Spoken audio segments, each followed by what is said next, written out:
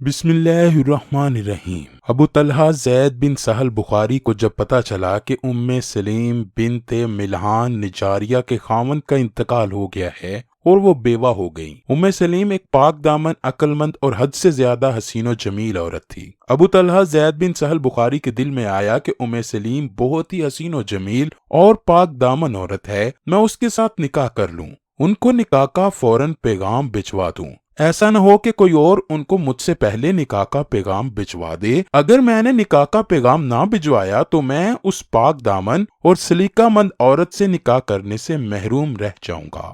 ابو طلحہ کو اپنے آپ پر بڑا یقین تھا کہ اگر میں نے سلیم کو نکاح کا پیغام بھجوایا تو وہ ضرور ہاں کر دیں گی۔ ابو طلحہ نے اپنے دل ہی دل میں سوچا کہ میں جوان اور لوگوں میں بہت ہی مشہور ہوں، میں یثرب کا ایک شاہ سوار اور اچھا تیر انداز بھی ہوں۔ ابو طلحہ سلیم کے گھر کی طرف نکل پڑا۔ راستے میں ابو طلحہ کو معلوم ہوا کہ سلیم نے حضرت مصعب بن عمیر رضی اللہ تعالیٰ عنہ کی دعوت پر لبیک کہتے ہوئے اسلام قبول کر لیا ہے۔ ابو طلحہ کے دل میں یہ سوال پیدا ہوا کہ اس بنا پر سلیم اب مجھے کہیں مسترد ہی نہ کر دے۔ پھر خیال آیا کہ کوئی بات نہیں، اس میں کوئی حرج نہیں کہ میں مسلمان نہیں، اس کا خاوند بھی تو اپنے آباء و اجداد کے دین کا پیروکار تھا۔ یہ باتیں سوچتے ہوئے آخرکار ابو طلحہ سلیم کے گھر گیا، دروازے پر دستک دی، گھر میں داخل ہونے کی اجازت مانگی۔ گھر والوں نے اندر آنے کی اجازت دے دی تو ابو طلحہ نے سلیم سے کہا، میں تجھ سے شادی کرنا چاہتا ہوں۔ حضرت سلیم نے جواب دیتے ہوئے کہا، آپ جیسے بہادر انسان کو شادی کرنے سے انکار تو نہیں کیا جا سکتا، لیکن میں آپ سے شادی نہیں کروں گی اس لیے کہ آپ کافر ہو۔ سلیم رضی اللہ تعالیٰ عنہ کی بات سن کر ابو طلحہ نے سمجھا کہ سلیم ٹال مٹول کر رہی ہے، اس کو مجھ سے کوئی اور زیادہ امیر اور مالدار شخص مل چکا ہے جس کا مجھ سے بھی زیادہ معاشرے میں رعب اور دبدبہ ہوگا۔ ابو طلحہ کو یہ خیال آتے ہی ابو طلحہ نے سلیم سے کہہ دیا کہ خدا کی قسم، میرا کافر ہونا تجھ کو میرے ساتھ شادی کرنے سے نہیں روک سکتا۔ ابو طلحہ نے پوچھا کہ تجھ کو مجھ سے شادی کرنے سے کون سی چیز روک رہی ہے؟ کیا سونے چاندی کی چمک دمک نے تجھ کو مجھ سے شادی کرنے سے روکا ہے؟ کہنے لگی، اچھا، سونا چاندی میری آنکھوں کو خیرہ کیے ہوئے ہیں۔ ابو طلحہ بولے، ہاں۔ سلیم کہنے لگی، میں اللہ اور اس کے آخری رسول کو گواہ بنا کر کہتی ہوں کہ اگر تم مسلمان ہو جاؤ تو میں تم سے شادی کروانے کے لیے رضامند ہو جاؤں گی۔ میں تجھ کو کسی بھی قسم کا سونے چاندی کا مہر نہیں مانگوں گی، تیرا اسلام لانا ہی میرے لیے بہت بڑا حق مہر ہوگا۔ جب سلیم نے یہ کہا تو ابو طلحہ سوچنے لگے، ان کے ذہن میں وہ بت آیا جس کو ابو طلحہ نے عمدہ اور مہنگی ترین لکڑی سے تیار کروایا تھا۔ وہ بت ابو طلحہ کے لیے بہت عزیز تھا۔ یہ اس وقت کا رواج تھا کہ جو بھی قوم کا سردار ہوتا وہ اپنے لیے لکڑی کا ایک عمدہ سا بت تیار کرواتا جو اس کو سب سے زیادہ عزیز ہوتا۔ ابو طلحہ اپنے اس بت کو لے کر کافی دیر گہری سوچ میں پڑا رہا۔ سلیم نے گرم گرم لوہے پر ایک اور زوردار ضرب لگاتے ہوئے فرمایا، ابو طلحہ، کیا تم کو معلوم ہے کہ جس معبود کی تم عبادت کرتے ہو وہ زمین سے بنایا گیا ہے؟ ابو طلحہ نے جواب دیا، ہاں مجھے معلوم ہے، وہ ایک لکڑی سے تیار کیا گیا ہے۔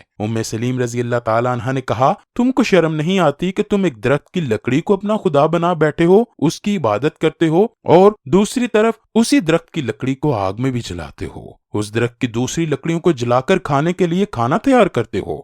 سلیم نے کہا، اے ابو طلحہ، اگر تو مسلمان ہو جاتا ہے تو میں تم سے شادی کرنے کے لیے تیار ہوں اور میں تیرے اسلام قبول کرنے کے علاوہ کوئی حق مہر کا مطالبہ نہیں کروں گی۔ ابو طلحہ نے سلیم سے کہا، مجھے اسلام قبول کرنے کا طریقہ کون بتائے گا؟ سلیم کہنے لگی، میں بتاؤں گی۔ کہا، دائرہ اسلام میں داخل ہونے کا طریقہ میں خود بتاؤں گی۔ ابو طلحہ نے کہا، وہ کیسے؟ سلیم نے کہا کہ پہلے تم کلمہ پڑھنا، پھر گھر جا کر اپنے لکڑی کے بت کو ٹکڑے ٹکڑے کر دینا۔ حضرت سلیم کی زبان سے یہ سن کر ابو طلحہ بلند آواز سے پڑھنے لگے کہ اللہ کے سوا کوئی عبادت کے لائق نہیں، میں گواہی دیتا ہوں کہ محمد صلی اللہ علیہ وآلہ وسلم اللہ کے آخری نبی ہیں۔ جب حضرت ابو طلحہ مسلمان ہو گئے تو سلیم نے ابو طلحہ سے شادی کر لی۔ مسلمان باتیں کیا کرتے تھے کہ ہم نے سلیم سے بہتر حق مہر کسی کا نہیں دیکھا۔ سلیم نے اپنا مہر اسلام کو ہی چنا۔ اس دن کے بعد ابو طلحہ مسلمان ہو گئے اور اپنی ساری زندگی مسلمانوں کی بھلائی پر صرف کرنے لگے۔ ابو طلحہ اور ان کی بیوی سلیم ان 70 خوش نصیب مسلمانوں میں شامل ہو گئے جنہیں حضرت محمد کے ہاتھ پر بیعت عقبہ کرنے کا شرف بھی حاصل ہوا۔ ابو طلحہ ان 12 نقیبوں میں بھی شامل تھے جن کو رسول اللہ نے یثرب میں آباد مسلمانوں کی حفاظت، دیکھ بھال اور خدمت کے لیے خلیفہ مقرر کیا۔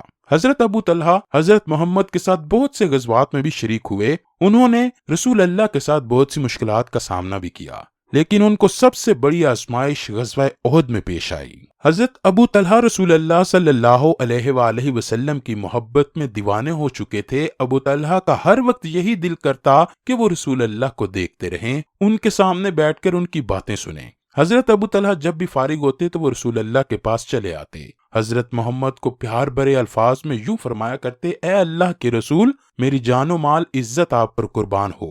جنگ احد میں ایک ایسا مقام آیا کہ جب رسول اللہ اپنے اصحاب سے تنہا ہو گئے، مشرکین نے رسول اللہ کو ہر طرف سے گھیر لیا اور رسول اللہ پر حملہ کر دیا۔ مشرکین نے آپ صلی اللہ علیہ وآلہ وسلم کے 2 دانت بھی شہید کیے، چہرہ مبارک اور ہونٹ زخمی ہوئے، چہرہ مبارک سے خون بہنے لگا۔ مشرکین نے افواہ پھیلا دی کہ رسول اللہ شہید ہو گئے۔ مسلمانوں نے جب یہ خبر سنی تو ان کے حوصلے پست ہو گئے، مسلمانوں میں بھگدڑ مچ گئی۔ اس موقع پر چند صحابہ رسول اللہ کے ساتھ جمے رہے اور مشرکین کا مقابلہ کرتے رہے۔ ان صحابہ میں سر فہرست حضرت ابو طلحہ مشرکین سے جنگ کرتے رہے۔ اس موقع پر حضرت ابو طلحہ رضی اللہ تعالی عنہ رسول اللہ صلی اللہ علیہ وآلہ وسلم کی ڈھال بن کر چٹان کی طرح جمے رہے۔ اس کے بعد ابو طلحہ نے اپنی تیر کمان سنبھالی اور مشرکین کی لاشوں کے ڈھیر لگائے۔ حضرت محمد ابو طلحہ کے پیچھے ایڑیاں اٹھا کر ہر تیر کا نشانہ دیکھنے لگے اور ابو طلحہ نے عرض کی، یا رسول اللہ، میرا تن من دن، میرا مال، میری جان آپ پر قربان ہو،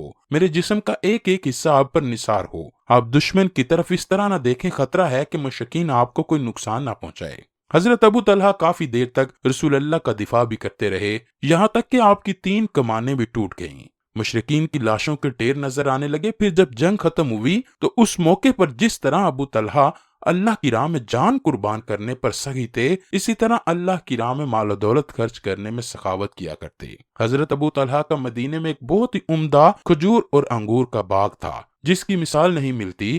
ان کے پھل بہت ہی مزیدار ہوا کرتے تھے۔ ایک دن حضرت ابو طلحہ اپنے باغ میں ایک سایہ درخت کے نیچے نماز ادا کر رہے تھے کہ ایک سبز چونچ اور گلابی پاؤں والا پیارا سا پرندہ اس درخت کی شاخوں میں بیٹھ کر اپنی سریلی آواز سے گیت گانے لگا۔ جب اس کی آواز حضرت ابو طلحہ کے کان میں پڑی تو حضرت ابو طلحہ کی توجہ نماز سے ہٹ گئی کہ کتنی رکعت ادا کر چکا ہوں، کچھ یاد نہ رہا کہ میں نے کتنی رکعت ادا کی ہیں اور کتنی باقی ہیں۔